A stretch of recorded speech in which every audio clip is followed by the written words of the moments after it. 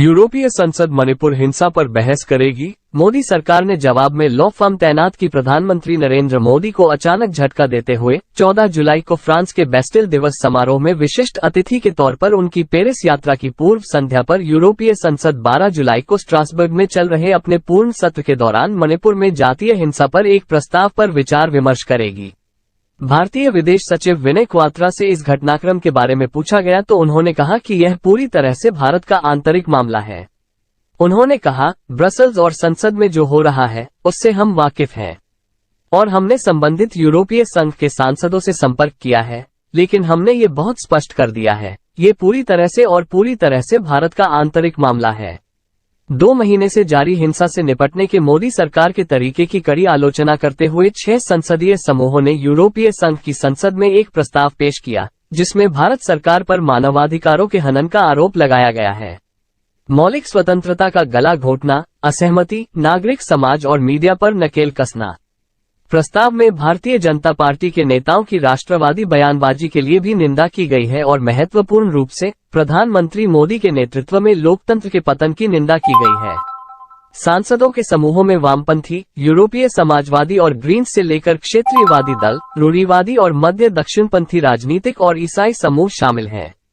ECR एक केंद्र दक्षिणपंथी रूढ़िवादी और सुधारवादी समूह है। यूरोप समर्थक नवीनीकरण समूह है। ग्रीन्स यूरो मुक्त गठबंधन समूह, जिसे वॉट्स ALE कहा जाता है।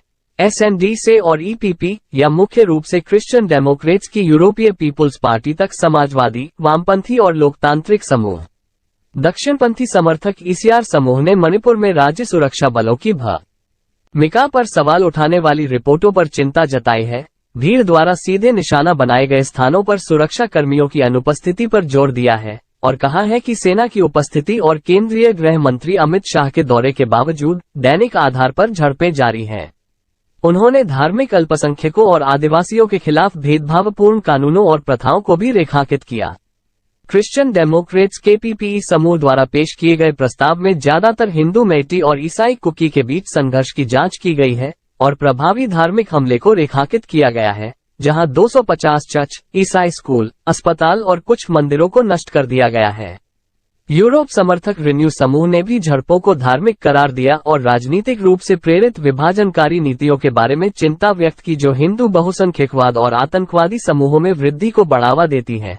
उन्होंने मोदी सरकार से संयुक्त राष्ट्र के कानूनों के अनुसार सुरक्षा बलों द्वारा न्यूनतम बल का उपयोग करने और दिल्ली के साथ साथ यूरोपीय संघ के सदस्य देशों से भी निर्बाध सहायता की अनुमति देने का आह्वान किया। चर्चा के लिए रखे गए अपने प्रस्ताव में SND समूह ने भाजपा के प्रमुख सदस्यों द्वारा तैनात राष्ट्रवादी बयानबाजी की कड़ी निंदा की। उन्होंने जांच के लिए एक स्वतंत्र निगरानी की मांग की और कहा कि मोदी सरकार को खतरनाक सशस्त्र बल विशेषाधिकार अधिनियम AFSPA को निरस्त करना चाहिए। इसी तरह ग्रीन यूरो गठबंधन समूह ने भारतीय अधिकारियों से समावेशी अंतर सांप्रदायिक संवाद के लिए स्थानीय आह्वान का समर्थन करने के लिए एक सत्य और सुलह समिति स्थापित करने के लिए भी कहा है। इंटरनेट ब्लैकआउट को हटाएं और अंतर्राष्ट्रीय पर्यवेक्षकों और पत्रकारों तक पहुंच की अनुमति दें। उन्होंने विदेशी चंदा नियमन अधिनियम FCRA और गैरकानूनी गतिविधियां रोकथाम अधिनियम UAPA के तहत मौलिक स्वतंत्रता के दम घोटने के बारे में भी अपनी चिंता दोहराई। ये समूह विशेष रूप से मोदी के नेतृत्व में लोकतंत्र के पतन से चिंतित था। GUNGL के वामपंथी समूह ने भी सरकार पर बहुसंख्यक समुदाय का समर्थन करने का आरोप लगाया, अधिकारियों पर जातीय विभाजन भड़काने और संघर्ष को धार्मिक संघर्ष के रूप में पेश करने की कोशिश करने का आरोप लगाया। सभी समूहों के बीच अंतर्निहित विषय ये था कि यूरोपीय संघ और सदस्य देशों को भारत के साथ अपने जुड़ाव के केंद्र में मानवाधिकारों और लोकतांत्रिक मूल्यों को रखना चाहिए। संयुक्त रूप से मानवाधिकारों के हनन को संबोधित करने के लिए एक रणनीति विकसित करनी चाहिए और यह कि लोकतांत्रिक अधिकारों और स्वतंत्रता को व्यापार और वाणिज्य सहित यूरोपीय संघ भारत साझेदारी के हर पहलू में शामिल किया जाना चाहिए।